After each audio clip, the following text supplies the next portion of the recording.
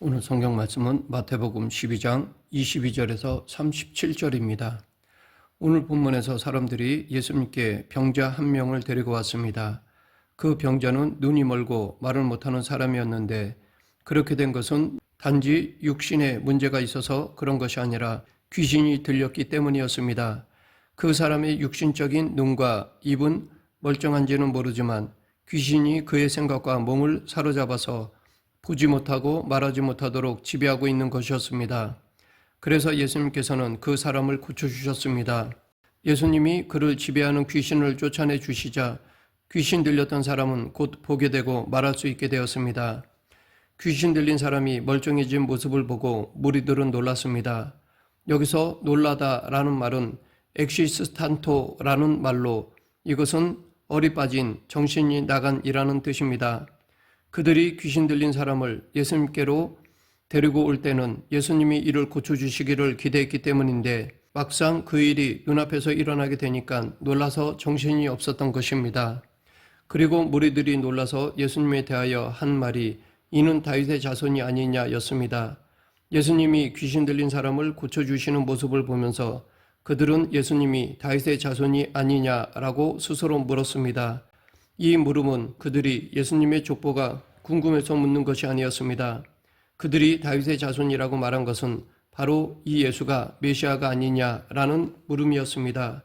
마가복음 10장에 보면 예수님을 향하여 다윗의 자손이라고 말한 사람들이 또 있습니다. 예수님께서 여리고에서 나가실 때 맹인 거지 바디메오가 길가에서 구걸을 하고 있었습니다. 그런데 나사렛 예수가 지나가신다는 말을 듣고 그는 다윗의 자손 예수여 나를 불쌍히 여기소서 라고 외쳤습니다. 사람들이 꾸짖으며 잠잠하라고 하니까 더 크게 다윗의 자손이여 나를 불쌍히 여기소서 라고 외쳤습니다. 바디메오가 예수님을 향하여 다윗의 자손이여 라고 외치는 것이나 귀신을 쫓아내신 예수님을 향하여 다윗의 자손이 아니냐라고 묻는 것은 예수님이 구약에 예언된 메시아 구세주임을 말하는 것입니다. 하나님은 이사야 선지자나 예레미야, 에스겔 등을 통해서 이스라엘을 구원할 메시아를 예언하셨는데 그 메시아는 다윗의 자손을 통해서 나올 것이라고 하셨기 때문입니다. 사람들은 예수님이 병든 자와 귀신 들린 자를 고쳐주신 사건을 통해서 예수님이 메시아일 수도 있음을 깨달아 가고 있었습니다. 그런데 예수님은 이 사건을 통해서 그들이 또한 알았으면 하는 것이 있었습니다. 그것은 28절의 말씀과 같이 하나님의 나라가 이미 너에게 임하였느니라 라는 것입니다. 예수님은 공생애를 시작하시면서 사람들에게 회개하라 천국이 가까이 왔다라고 말씀하셨습니다. 그리고 이제 예수님께서 병든 자를 고치시고 귀신들을 쫓아내시는 사건은 하나님의 나라가 이미 임했음을 드러내는 사건이라는 것입니다. 그런데 모든 이들이 하나님의 나라의 임재를 경험했던 것은 아닙니다. 안타까운 것은 오늘 말씀에 등장하는 바리새인들은 동일한 사건을 보면서도 하나님의 나라의 임재를 깨닫지 못하고 오히려 하나님의 나라를 대적하는 일을 하였습니다. 이 시간 오늘 본문을 통해 우리 가운데 하나님의 나라가 어떻게 임하고 하나님의 나라의 임재와 관련해서 우리가 해야 할 일은 무엇인지에 대해 알아보겠습니다. 먼저 이 땅에 하나님의 나라가 임한다는 것은 이 땅에 있는 사탄의 나라를 결박하는 것과 관련이 있습니다. 요한일서 3장 8절에 예수님의 사역에 대해 하나님의 아들이 나타나신 것은 마귀의 일을 멸하려 하심이라 라고 하였습니다. 예수님께서 메시아로서 이 땅에서 하시는 일은 마귀의 일을 멸하심으로 마귀가 지배하는 죄악된 세상에서 이 땅을 구원하시는 일이었습니다. 예수님은 귀신 들린 사람의 몸에서 귀신을 쫓아내심으로 그가 더 이상 귀신에게 지배받지 않는 존재로 살아갈 수 있도록 그를 구원해 주셨고 그로 하여금 하나님의 나라의 임재를 경험하도록 하셨습니다. 그런데 그 순간에 하나님의 나라의 임재를 경험하지 못한 사람도 있었습니다. 그들은 바로 바리새인들이었습니다. 귀신을 쫓아내는 예수님의 모습을 보고 무리들이 놀라서 이분이 메시아일 수도 있어 라고 수군거릴 때 바리새인들은 예수님에 대해서 부정적이고 모욕적인 말을 하였습니다. 24절 바리새인들은 듣고 이르되 이가 귀신의 왕 바알세불을 힘입지 않고는 귀신을 쫓아내지 못하느니라 하거늘 그들은 예수님이 귀신의 왕 바알세불을 힘입어 귀신을 쫓아냈다고 하였습니다. 바알세불은 열왕기하 1장 2절 3절에 나오는 에그론 사람들이 섬기는 신 바알세붑을 가리키는 말입니다. 그 뜻은 파리들의 군주라는 뜻으로 바리새인들은 바알세붑을 귀신들의 왕의 의미로 사용했습니다. 바리새인들은 예전부터 예수님의 가르침과 행동들을 보면서 예수님을 하나님의 율법을 거스르는 죄인으로 여겼습니다. 그래서 그들은 예수님을 미워했고 이미 예수님을 죽이고자 의논까지 하였습니다. 바리새인들의 마음에 있는 예수님을 향한 정죄와 미움, 그리고 자신들이 의롭다고 여기는 교만함이 그들의 마음을 지배하므로 결국 자신들 앞에 계신 메시아를 보고도 오히려 사탄의 하수인인 것처럼 말하고 있었던 것입니다. 예수님은 바리새인들의 영적으로 무지한 말을 들으시고 그들에게 만일 사탄이 사탄을 쫓아내면 스스로 분쟁하는 것이니 그리하고야 어떻게 그의 나라가 서겠느냐라고 반문하셨습니다. 스스로 분쟁하는 나라가 황폐해지는 것은 당연합니다. 나라가 망하는 이유 중에 하나가 외부적인 공격에 의한 것일 수도 있지만 나라 안에 분열이 있을 때 스스로 자멸하게 됩니다. 그런데 사탄의 나라는 사탄을 중심으로 악한 영들이 뭉쳐져 있습니다. 예수님은 영적인 무지 가운데 있는 바리새인들을 향하여 귀신 들린 사람을 고쳐주시는 이 사건이 무엇을 의미하는지를 말씀하셨습니다. 그것이 28절입니다. 내가 하나님의 성령을 힘입어 귀신을 쫓아내는 것이면 하나님의 나라가 이미 너에게 임하였느니라. 귀신 들린 사람이 고침을 받은 것은 사탄의 나라가 임한 사건이 아니라 하나님의 나라가 임한 사건이라는 것을 말씀하십니다. 예수님께서 귀신을 쫓아내심으로 그 사람은 사탄의 권세로부터 해방되고 하나님의 다스림을 받는 천국의 백성이 된 것입니다. 또한 하나님의 나라는 사탄의 권세를 결박하는 성령의 능력을 경험하는 사건입니다. 예수님은 계속해서 29절에서 사람이 먼저 강한 자를 결박하지 않고서야 어떻게 그 강한 자의 집에 들어가 그 세간을 강탈하겠느냐라고 말씀하셨습니다. 사탄은 강한 존재입니다. 사람으로서는 사탄의 능력을 상대할 수 없습니다. 하지만 우리가 성령의 능력 가운데 있을 때 사탄을 결박함으로 하나님의 나라의 임재를 경험할 수 있습니다. 예수님은 당신이 귀신을 쫓아내신 것을 성령을 힘입어 쫓아내신 것으로 말씀하셨습니다. 예수님께서 세례를 받으실 때 하늘에서 임하신 성령님은 예수님을 능력으로 이끄셨습니다. 예수님께서 사람들에게 하나님의 나라를 선포하시고 말씀을 가르치시고 사람들을 고치실 때 성령님께서 예수님과 함께 하셔서 그의 능력이 되어주셨습니다. 그런데 성령님의 운행하심을 깨닫지 못하는 이들은 하나님의 나라의 임재를 깨달을 수 없습니다. 그래서 하나님의 나라에 대해서 대적하는 일을 하기가 쉽습니다. 바리새인들은 예수님께서 성령의 능력으로 행하신 일을 귀신의 왕 바알세불의 힘을 입어서 귀신을 쫓아냈다고 하였습니다. 성령께서 하신 일을 귀신이 한 것처럼 바리새인들이 말했던 것입니다.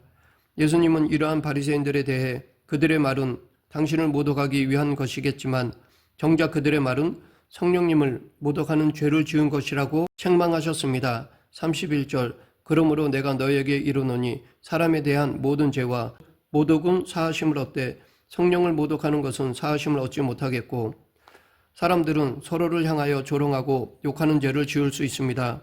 그리고 그러한 죄는 용서함을 받을 수 있습니다. 하지만 용서받지 못하는 죄도 있는데 그것은 성령님을 모독하는 죄입니다.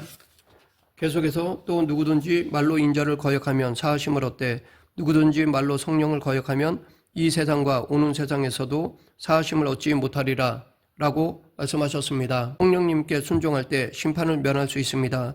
성령님께서는 사람들로 하여금 예수님을 그리스도라고 고백하도록 믿음을 주시는 분이십니다. 그런데 이를 거역함으로 예수님을 구세주로 영접하지 않으면 그 사람은 죄로부터 용서함을 받을 수 없고 결국 죽음에 이를 수밖에 없는 것입니다. 바리새인들은 성령님의 역사를 못 어겼을 뿐만 아니라 예수님을 구세주로 말씀하시는 성령님의 말씀에 거역함으로 사함을 받지 못할 죄에 머물게 된 것입니다. 예수님은 성령님을 모독하는 바리새인들을 향해 독사의 자식들아 라고 하시면서 열매로 나무를 안다 라고 말씀하셨습니다. 즉 바리새인들이 예수님과 성령님을 모독하고 성령님을 거역하는 것은 나쁜 나무에 열리는 나쁜 열매와 같은 것이라는 것입니다. 그러면 왜 그들은 이런 나쁜 열매를 맺게 되었을까요? 그것은 그들의 마음에 악한 것이 쌓였기 때문입니다. 그 쌓은 악이 열매로 나온 것입니다.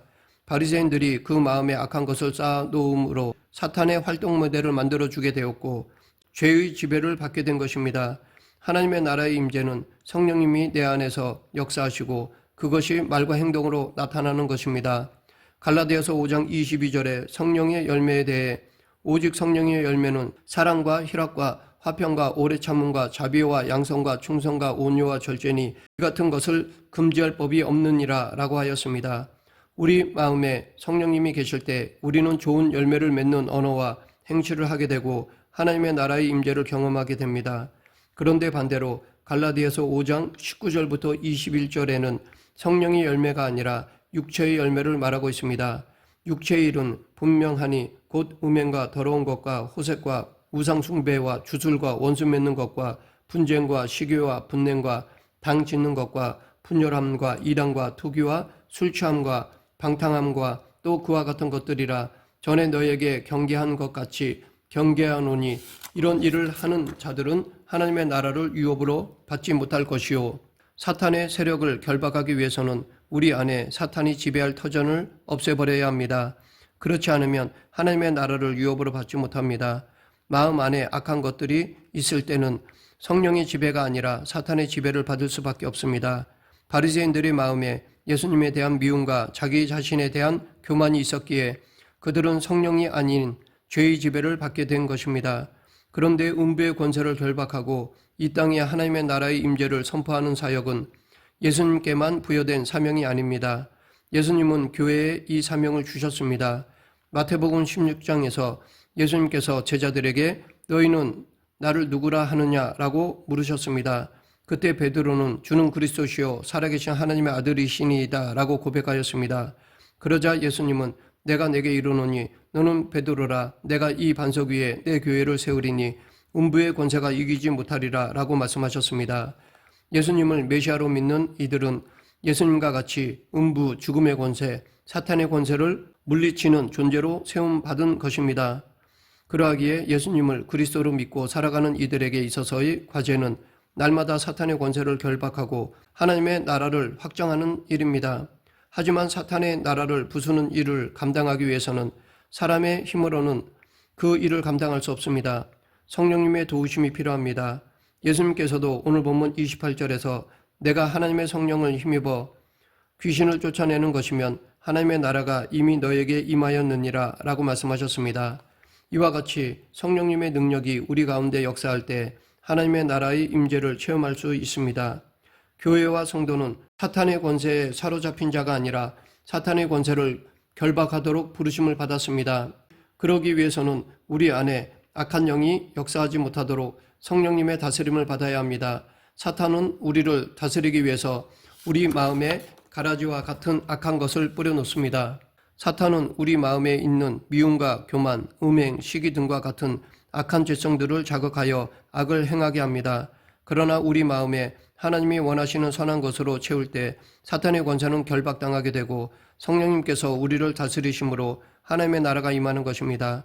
사탄은 우리의 악한 감정을 자극하여 그것에 사로잡히게 함으로 우리를 지배합니다. 하지만 우리가 사랑과 온유함으로 반응할 때 사탄은 결박당하게 되고 우리는 하나님의 나라의 임재를 경험하게 됩니다. 그러하기에 우리는 우리 마음에 사탄의 권세에 사로잡힌 부분이 없도록 해야 합니다. 성령님께서 원하시는 참되고 선한 것들을 우리 마음에 품고 그 일들을 입술과 행동으로 실천해 나가야 합니다. 예수님은 귀신 들린 사람으로부터 귀신을 쫓아내심으로 그를 사탄의 권세로부터 해방시켜 주셨습니다. 그리고 예수님은 그 사건이 하나님의 나라가 임하는 사건임을 말씀해 주셨습니다. 하나님의 나라는 사탄의 권세와 그의 나라를 결박하는 과정을 통해서 이루어집니다. 하나님은 성도와 교회의 음부의 권세를 이기는 능력을 주셨습니다. 그리고 성령님은 우리로 사탄의 세력을 결박해 하는 능력이 되십니다. 진리의 영이신 성령님은 사탄의 거짓을 결박하도록 우리에게 진리를 깨닫게 하십니다. 또한 우리로 성령의 열매를 맺도록 하심으로 육신의 정욕을 따라 살아가게 하는 사탄의 권세를 결박하도록 하십니다. 그러하기에 하나님의 나라를 경험하기 위해서는 늘 성령님의 능력을 구하는 삶을 살아야 하는 것입니다. 말씀을 맺겠습니다. 이 시대는 점점 어두워가고 있습니다. 이런 가운데 우리 자신과 교회가 사탄의 권세에 점령당하지 않도록 경계해야 합니다. 우리가 사탄의 거짓에 속아 지배당하지 않도록 하나님의 진리의 말씀으로 무장해야 합니다. 우리의 죄된 성품을 자극하여 사탄이 우리를 지배하지 않도록 죄의 성품은 죽이고 하나님의 선하심을 닮아가야 합니다. 예수님의 구원의 역사는 하나님 나라의 임재를 동반합니다. 오늘날 이 땅에 만연한 사탄의 권세를 결박함으로 이 땅에 하나님 나라의 임함을 드러내고 이를 확장해 나가는 천국 백성의 삶을 살아가는 저와 여러분이 되길 간절히 축원합니다. 기도하겠습니다. 사랑과 은혜가 풍성하신 하나님 아버지, 우리를 통해 계속해서 이 땅에 하나님 나라가 확장되게 하여 주시옵소서. 예수님 이름으로 기도드립니다. 아멘.